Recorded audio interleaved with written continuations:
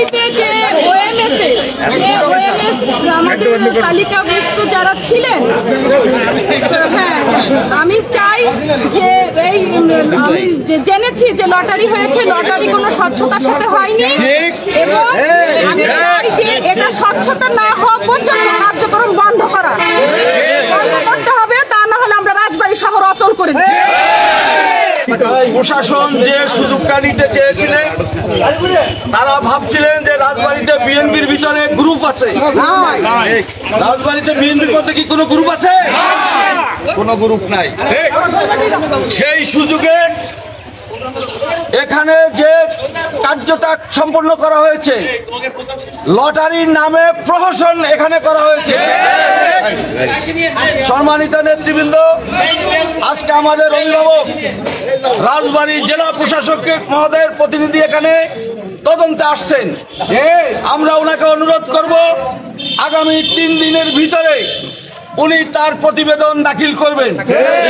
তা যদি না হয় পরবর্তীতে আমরা রাজবাড়িতে কঠিন কর্মসূচি দিয়ে দুর্নীতিবাজ প্রশাসনের বিরুদ্ধে আইনানুগ ব্যবস্থা গ্রহণ করার জন্য সর্বোচ্চ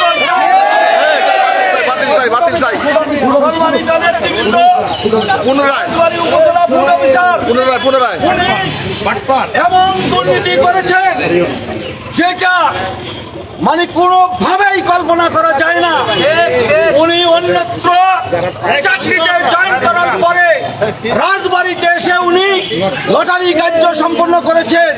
যাদের দোকান নাই তাদের দোকান দেখিয়েছেন এবং যাদের দোকান আছে তাদেরকে বাতিল করেছেন এবং ফাইলের ভিতর থেকে প্রয়োজনীয় কাগজপত্র তারা বাতিল করে গোপন করে একজনকে তারা অবৈধ ঘোষণা করেছেন।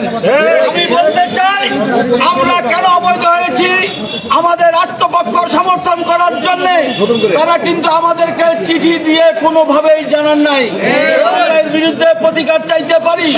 সম্মানিত নেতৃবৃন্দ, আমি একটি কথা বলতে চাই, যাদের ফুড গ্রেন লাইসেন্স দেওয়া হয়েছে এই সমস্ত কাগজপত্র নিয়েই কিন্তু দেওয়া হয়েছে।